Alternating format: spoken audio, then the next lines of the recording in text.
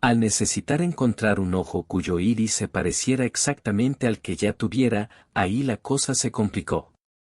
Tenía a mano uno, pero estaba sembrado por diminutas manchitas, queriendo significar que su poseedor había sufrido alteraciones varias, como ser importante cirrosis, o tumores en sus riñones y otras cosas, y ese no sirviera. Lo primero que los investigadores buscaron fue organizar un pequeño trazado de identidad, concluyendo que, en un principio, Buffon nunca había sufrido problemas hepáticos, y menos, renales, y que, por lo tanto, no se tratase de otra persona más que de él mismo.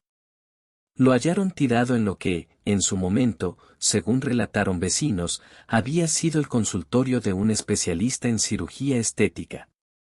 Se había abierto la garganta con un bisturí encontrado en el piso, muriendo desangrado en minutos. Sin embargo, eso era lo que, justamente, Buffon había buscado, no ser reconocido. Había pedido a Koprivsky que no utilizara fragmentos de personas enfermas. Que intentara fueran los ojos del mismo color. El tema pasaba por no desear mirarse al espejo y notar manchas en los iris.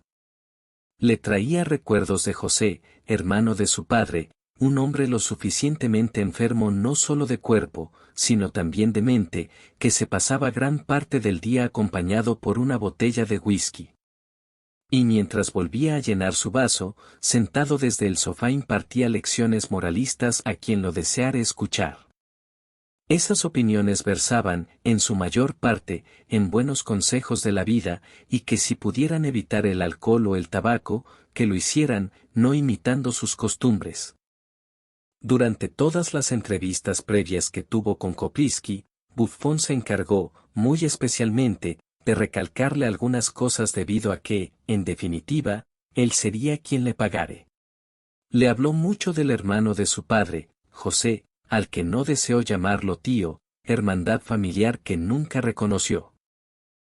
Había dicho que se había metido mucho con el juego, y que había estado en sociedad con un tal conde Barlock, que vivía en San Marino pero, como estaba siendo sospechado de ser el nexo en un asunto de prostitución, había desaparecido de donde se lo soliera ver.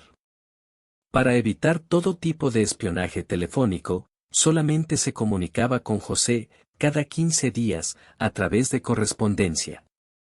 Las cartas que llegaban tenían matasellos de distintos países y en ellas enviaba instrucciones a seguir. Luego de ser leídas, las misivas debían quemarse, para no dejar rastros. Pero José era una persona inteligente, y una vez memorizado el contenido, procedía a deshacerse de toda prueba. Por lo tanto, si Koprivsky le insertara un ojo con evidentes signos de trastornos hepáticos, el hecho tremendo de parecerse a su tío no pudiera ser evitado. Buffon se miraba al espejo y veía sus ojos celestes, tanto como José los había tenido. Y con 2 dedos se ayudaba a separar más aún los párpados, en búsqueda de manchas. Y, ciertamente, no las tenía. Pero el hecho de que fueran celestes impactaba demasiado en su psiquis, deseando cambiarlos cuanto antes. En su mejilla derecha tenía un lunar que también, casualmente, le había llegado por herencia. Y su tío también había tenido lunares en su cara. Esto debía de ser evitado. El rostro de Buffon debía quedar impoluto, ya había llegado a una etapa de adultez en la cual era necesario acabar con todo parentesco. La felicidad pareció retornar al seno familiar tras la muerte de José, en un accidente automovilístico. Conduciendo alcoholizado a gran velocidad, por la ruta, terminó incrustado bajo un camión, y eso fue todo para él. Los bomberos debieron de sacarlo a pedacitos, entre los hierros retorcidos e irreconocibles de su auto. Así fue necesario completar su ataúd cerrado con su vestuario, para que pesara un poco más. Su hermano Renzo, padre de Buffon, no lloró su pérdida, por alguien que siempre había acabado sus mejores whiskies. Le siguió a la tumba, y luego Francesca, su esposa. Renzo, de piel bronceada y labios delgados, los humectaba con su lengua cada vez que veía, por la calle, alguna mujer que le impactara. o hacía lo mismo cuando miraba TV y pasaban películas eróticas, olvidándose que tuviera a su propia esposa y que, con ella, pudiera copiar lo que viera en las imágenes, o intentar algo nuevo. Y Buffon quedaba contemplándolo cumpliendo el inconsciente acto de relamer sus labios como si fuera un perro luego de haber culminado su comida. Esta actitud poco decorosa era bien conocida por sus amigos, quienes, en una rueda íntima, le mostraban revistas donde había fotos de mujeres desnudas, y se reían al ver el mecanismo cuasi de Ofidio, de su lengua. Renzo sabía que eso lo hacían a propósito, para mofarse de él, pero no le interesaba, en la medida en que le proveyeran de más revistas. Unos se preguntaban qué sería de él, llegado el caso que se le presentase la oportunidad de tener, al lado, a una bella señorita. Les llamaba la atención por si nunca lo hubiese hecho o si le hubiese acontecido. Guardaba bien sus secretos. Pero ante cualquier mal comportamiento, más de uno delataría todo a Francesca, quien, al enterarse, le pediría, de inmediato, el divorcio. Buffon pensaba estas cosas y si, en definitiva, sus labios se parecieran demasiado a los de su padre. Podía imaginar que, en cualquier momento, el menos indicado, se presentase estando con gente, en una reunión, y aquella se asomara entre sus labios, recorriéndolos, ejercitando humectación que hiciera avergonzar a toda mujer. Se apartarían de él, escondiéndose entre los demás invitados, logrando que, en la carrera, se vertieran gotas del champagne que contuviera sus copas. Un verdadero bochorno. Por fortuna esto nunca sucedió. Pero Buffon no estaba a salvo de que, en determinada instancia de su vida, pudiera acontecer. Y hablando de lengua, otro tema importante era, justamente, ese. Porque Élida, hermana de Francesca, tenía una lengua puntiaguda la cual disfrutaba mostrar cuando abría su boca y reía con ganas. O también cuando saboreaba los pasteles que servían durante las reuniones de cumpleaños, rescatando el último vestigio de crema que se le escapara. Sí. Su lengua puntiaguda, un diseño que también recayó sobre Buffon. Frente al espejo, la sacaba hasta su máxima extensión, viéndola como si fuese la de un ofidio que captase rastros al igual que el olfato. ¡Qué asco! Haber llegado a los casi 40 años y recién haberse dado cuenta de esta máquina infernal, de la que siempre había sido víctima, sin enterarse. Cuando se lo contó a Kopriski sencillamente, no lo pudo creer. Y fue necesario que se la enseñara para que Kopriski se cubriera la boca con la palma de su mano, evitando emitir algún gemido de desaprobación. Posiblemente le hizo recordar a alguien de su propia familia, pero prefirió no revelarlo. Buffon conjeturó que se había dado perfecta cuenta de lo que deseaba que le hiciera, y que, por eso, había recurrido al mejor profesional en cirugía estética. No interesaba cuánto costara, había que solucionarlo, en lo posible, lo más pronto. Y continuó comentando que había otros aspectos que evitaban pudiera gozar de un sueño apacible. En principio, estaban sus cejas, pobladas de manojos de pelos que debían ser rasurados con bastante frecuencia. Más allá del hirsutismo, estaba la caspa, afección la cual su propio abuelo paterno padeciera toda su vida. A Constancio, sus amigos, lo llamaban el hombre de las nieves, porque de sus cejas, en forma repetitiva, brotaba una lluvia imparable de caspa. Y varias veces lo descubrió, frente al espejo del baño, armado con una hojita de afeitar, peinándose las cejas, brotando, de ellas, interminables cortinas de caspa. O, a veces, se sentaba en el sillón de caña del jardín y se entretenía viendo nevar su propia caspa. Debido a esto, era difícil que deseara salir de la casa o que lo invitaran a cenar sus amigos. Todos comprendían el motivo y disculpaban sus ausencias. Pero este desliz genético no fue heredado por su propio hijo, Renzo, sino por Buffon, su nieto.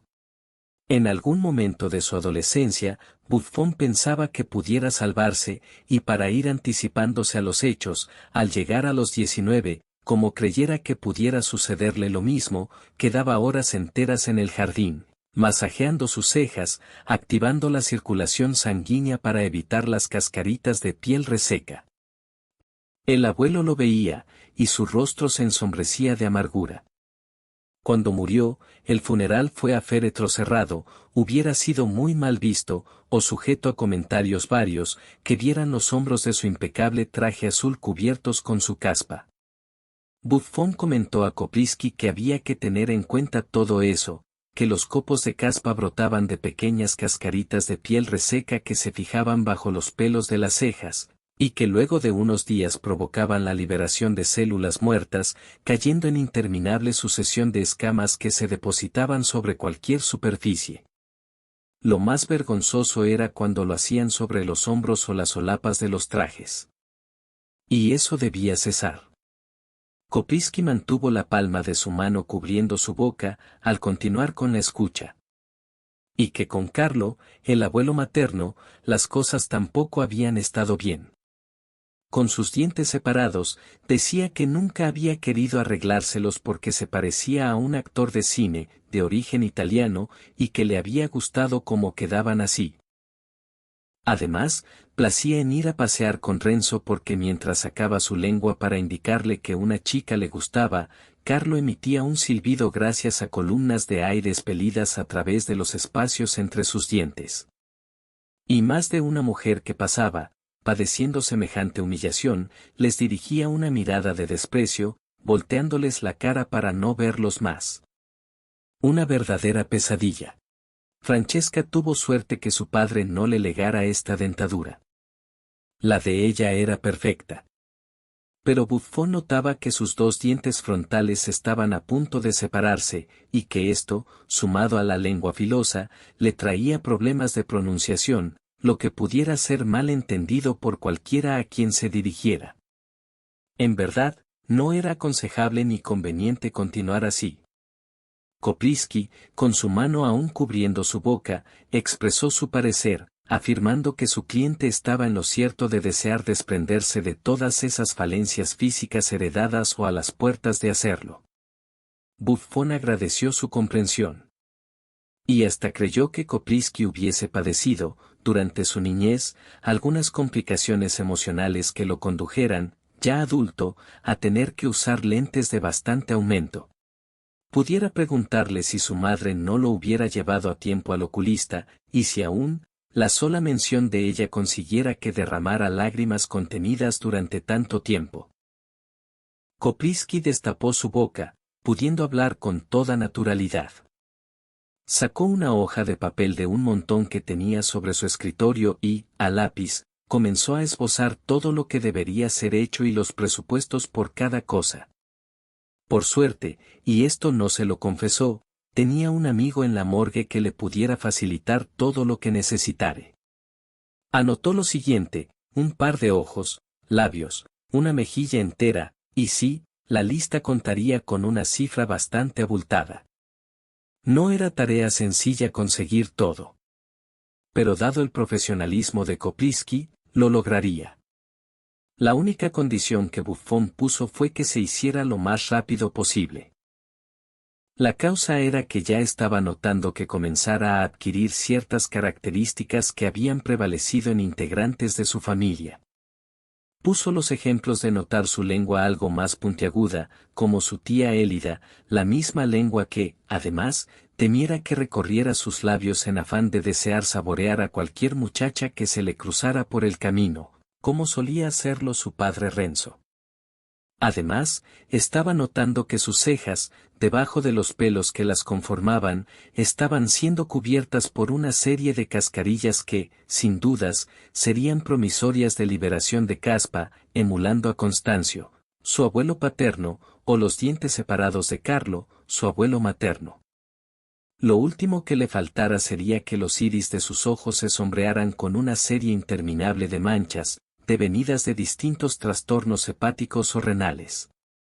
A medida que relataba sus preocupaciones, sus dedos revolvían sus cabellos, acción producto de angustia apenas controlable. Kopiski entendió que las imágenes de sus familiares habían vuelto a él, conduciéndolo a desesperarse en la medida en que notara las mutaciones a las que su cuerpo fuera sometido gracias al inexorable paso del tiempo. Y que esto no le hiciera bien a su salud. Le instó a que conservara la calma. En cuanto le hiciera la transferencia bancaria por el total de la suma estipulada, pondría manos a la obra de inmediato. Sin dilación, ahí mismo, Buffon sacó su celular, dispuesto a pagarle, cancelando el total. Kopiski pidió una semana de tiempo, y que el siguiente lunes, bien temprano, se presentara por el consultorio para la cirugía. Buffon estrechó las manos de Kopiski, ya visiblemente algo más calmo, respirando hondo para recobrar la serenidad casi perdida. Yendo por la calle, de regreso a su casa, pensando todo lo que había conversado y confirmado con Kopiski, se le cruzó una mujer joven, muy hermosa, cuya figura guardaba algo de similitud con una antigua novia que había tenido. La notó igual, y la primera reacción que tuvo fue la de sacar su lengua para pasarla por sus labios, como si la hubiese terminado de comer, en un banquete. La mujer le echó un rápido vistazo, para desviar, con prontitud, su mirada, pasando a su lado, apurando el paso, ante el temor que le provocara el ansia desenfrenada pintada en el rostro del desconocido. La vio alejarse, meneando sus caderas y se sorprendió, una vez pasado el trance, de haber sido víctima de la manía de su padre. Se rascó las cejas, en búsqueda del aluvión de caspa de su abuelo, pero, por el momento, nada de eso sucedió. De cualquier manera, lo estaba aguardando, parecía como si su inconsciente lo vaticinara. Se palpó el costado de su cuerpo, en el sector donde estuviera el hígado, suponiendo que lo sintiera abultado por una cirrosis apocalíptica. Pero nada, por ahora, nada. Sintió hasta deseos de beber hectolitros de whisky y ver si eso ayudase a acelerar el proceso, pero se contuvo.